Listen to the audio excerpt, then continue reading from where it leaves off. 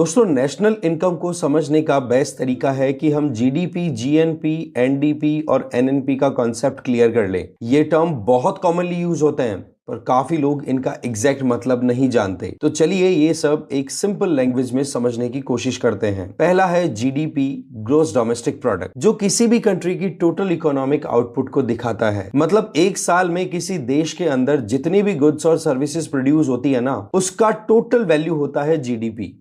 चलिए अब इसे एक सिंपल एग्जांपल से समझते हैं। अगर इंडिया में एक साल के अंदर कार्स, मोबाइल्स, सॉफ्टवेयर, एग्रीकल्चर और बैंकिंग सर्विसेज सब मिलाकर 100 लाख करोड़ रुपीस का प्रोडक्शन होता है ना, तो ये सब इंडिया का जीडीपी होगा। जीडीपी को 4 मेजर कंपोनेंट से कैलकुलेट किया जाता है। पहला है कंजम्पशन, इसको सी से शो किया जाता है, जो लोग खरीद रहे हैं जैसे कि food, clothes, mobile phones etcetera. वहीं दूसरा कंपोनेंट इन्वेस्टमेंट है, इसको हम आई से शो करते हैं, जो कंपनीज और बिजनेस इन्वेस्ट कर रहे हैं। वहीं तीसरे नंबर पर आता है गवर्नमेंट स्पेंडिंग, इसको जी से शो करते हैं और इसके तहत रोड्स, रेलवेज और डिफेंस एक्सेट्रा को इंक्लूड किया जाता है। फिर आता है नेट एक्सपोर्ट, इसे शो किया जाता है एक्स माइनस एम से। इसका मतलब एक्सपोर्ट्स माइनस इंपोर्ट्स। इसका सिंपल फॉर्मूला बन गया GDP is equals to C plus I plus G plus X minus M.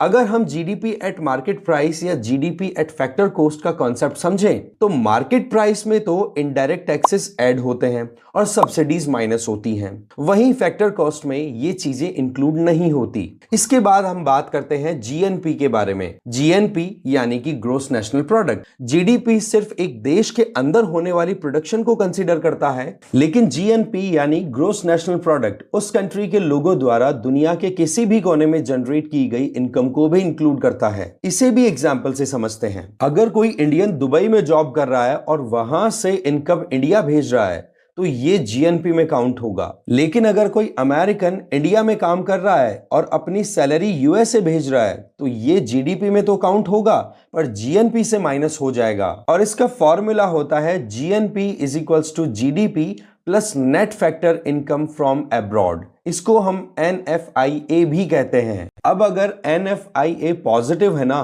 तो जीएनपी जीडीपी से ज्यादा होगा। अगर नेगेटिव है तो जीएनपी जीडीपी से कम होगा। इसके बाद आता है एनडीपी यानी नेट डोमेस्टिक प्रोडक्ट। जब जीडीपी में से डेप्रिसिएशन माइनस कर देते हैं ना, तो हमें एनडीपी मिलता है। डेप्रिसिएशन का मतलब होता है मशीन, बिल्डिंग्स, इक्विपमेंट्स का पुराना हो जाना, जिसकी वजह से उनकी वैल्यू रिड्यूस हो जाती है। इसका फॉर्मूला होता है NDP is equals to GDP minus depreciation. यहां एनडीपी बताता है कि एक इकोनॉमी बिना डेप्रिसिएशन के लॉसेस के रियल टर्म में कितना प्रोड्यूस कर रही है।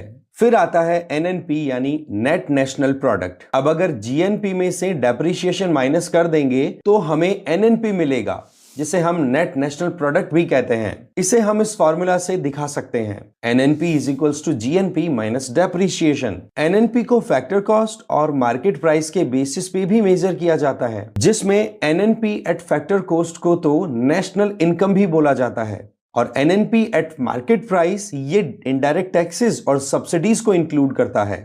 यानी कि अगर एकदम सिंपल टर्म्स में समझें तो जीडीपी एक देश में होने वाली टोटल प्रोडक्शन को कहा जाता है, वहीं जीएनपी उस देश के लोग दुनिया में जितना काम कर रहे हैं उसे शो करता है। एनडीपी जीडीपी में से डेप्रिसिएशन को माइनस कर दो और एनएनपी जीएनपी में से डेप्रिसिएशन को माइनस कर दो। ये सब कॉन्सेप्ट्स इकोनॉमी को एनालाइज करने के लिए बहुत जरूरी होते हैं। गवर्नमेंट पॉलिसीज जीडीपी ग्रोथ पे फोकस करती है, लेकिन एक्चुअल इनकम और स्टैंडर्ड ऑफ लिविंग के लिए एनएनपी एट फैक्टर कॉस्ट यानी कि नेशनल इनकम सबसे इंपॉर्टेंट होता है। तो दोस्तों, जीडीपी, जीएनपी, एनडीपी और एनएनपी का फंडा अब क्लियर है ना। मिलते हैं आपसे ऐसे ही नेक्स्ट वीडियो में, तब तक के लिए जय हिंद।